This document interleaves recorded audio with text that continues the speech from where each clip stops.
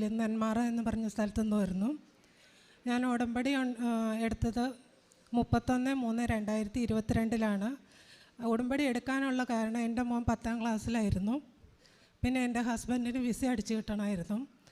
അപ്പോൾ ഈ 2 കാര്യത്തിന് വേണ്ടിയാണ് ഞാൻ ഉടമ്പടി എടുക്കാൻ വരട്ടെ എന്ന് ചോദിച്ചപ്പോൾ ഇത്ര ദൂരമായതുകൊണ്ട് പോകണ്ടെന്ന് പറഞ്ഞു ഹസ്ബൻഡ്. ഞാൻ ഓൺലൈൻ ഉടമ്പടി എടുത്തു. ഓൺലൈൻ ഉടമ്പടി എടുത്ത് 2 ദിവസത്തിനുള്ളിൽ എനിക്കിവിടെ വന്ന് ഉടമ്പടി എടുക്കാനുള്ള ഭാഗ്യമുണ്ടായി.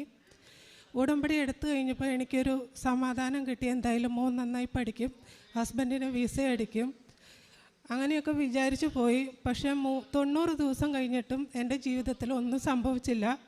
പക്ഷേ ഞാൻ ജൂനിയർ ഹെൽത്ത് ഇൻസ്പെക്ടറായിട്ട് വർക്ക് ചെയ്യുന്നു. ഞാൻ വർക്ക് ചെയ്യുന്ന സ്ഥലത്തും എല്ലായിടത്തും പോകുമ്പോഴും ഞാൻ പത്രം കൊടുത്തു. ഞാൻ പത്രം കൊടുക്കുന്നവർക്കും സാക്ഷി അയച്ചു കൊടുക്കുന്നവർക്കും ഒക്കെ അനുഭവം ഉണ്ടായി. എൻ്റെ ജീവിതത്തിൽ മാത്രം മാറ്റം സംഭവിക്കുന്നില്ല. അപ്പം ഞാൻ നോക്കിയപ്പോൾ ഞാൻ ഹസ്ബൻഡ് എന്നും വഴക്കിടുമായിരുന്നു, നിസ്സാര കാര്യങ്ങൾക്കാണ്. പക്ഷേ എല്ലാവരുടെ മുമ്പിൽ എനിക്ക് താഴാൻ പറ്റുമെങ്കിലും ഹസ്ബൻഡ് ഞാൻ ചെയ്യാത്ത കുറ്റത്തിന് എന്നെ ചീത്ത പറയുമ്പോൾ എനിക്ക് സഹിക്കാൻ പറ്റില്ലായിരുന്നു. അതുകൊണ്ട് എളിമപ്പെടാനും പറ്റിയില്ല. 2-3 മാസമായിട്ട് ഇത് തന്നെയായിരുന്നു എൻ്റെ ജീവിതത്തിൽ.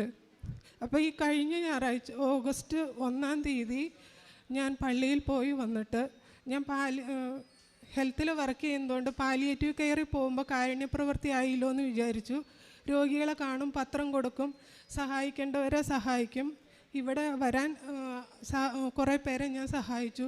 അപ്പോൾ അതൊക്കെ ഒരു കാരുണ്യപ്രവൃത്തിയായിട്ട് ഞാൻ കണ്ടു. ഞാനെല്ലാം നീറ്റാണെന്നൊരു തോന്നൽ എനിക്കുണ്ടായിരുന്നു, എല്ലാ തെറ്റും മറ്റുള്ളവരുടെ ഭാഗത്താണെന്ന്.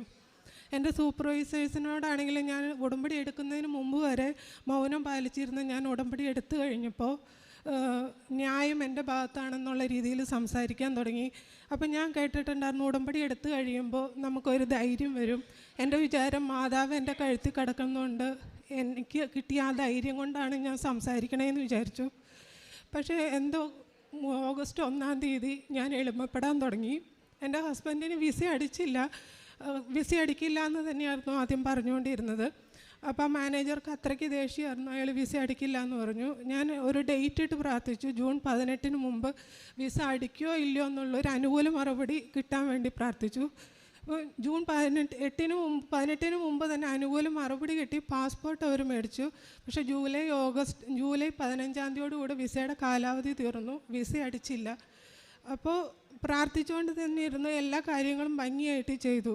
പക്ഷേ ഒരു കുറവ് എന്നിലുണ്ടായിരുന്നു, എളിമ. എൻ്റെ ജീവിത പങ്കാളിയുടെ മുമ്പിൽ എനിക്ക് എളിമയുണ്ടായിരുന്നില്ല. അപ്പം ഞാൻ കഴിഞ്ഞ ഞായറാഴ്ച ഞാൻ പള്ളിയിൽ പോയി വന്നിട്ട് അടുത്ത വീട്ടിലൊരു വെല്ലുപ്പനുണ്ടായിരുന്നു. ആ വെല്ലുപ്പൻ ഒരാഴ്ചയായിട്ട് ഒറ്റയ്ക്കാണ് താമസിച്ചത്. ആ വെല്ലുപ്പൻ്റെ വീട്ടിൽ ചെന്ന് നോക്കിയപ്പോൾ കട്ടിലിൻ്റെ അടിയിൽ മൂത്രം ഒഴിച്ചിട്ട് പുഴു അരിച്ച് കിടക്കുമായിരുന്നു. അപ്പം ഞാൻ വിചാരിച്ചു, ഞാൻ പാലിയേറ്റീവ് കെയറിന് പോണതല്ല എൻ്റെ കാരുണ്യപ്രവൃത്തി എന്ന് വിചാരിച്ച് ഞാൻ ആ വീട് വൃത്തിയാക്കി വെല്ലുപ്പനെ കുളിപ്പിക്കാൻ മകനെയും കൂട്ടി എല്ലാം ചെയ്തു. അന്ന് വൈകുന്നേരം ഞാൻ എൻ്റെ ഹസ്ബൻഡിൻ്റെ മുമ്പിൽ എളിമപ്പെട്ടു. അത്ഭുതമെന്ന് പറയണം, 4-ാം തീയതി വിസ അടിച്ച് കിട്ടി, 6-ാം തീയതി ഹസ്ബൻഡ് വീട്ടിലെത്തി. പിന്നെ ഏറ്റവും ഒരു അത്ഭുതം, ഞാനും മകനും എപ്പോഴും വഴക്കുണ്ടായിരുന്നു. മകൻ PUBG കളിക്ക് അടിമയായിരുന്നു.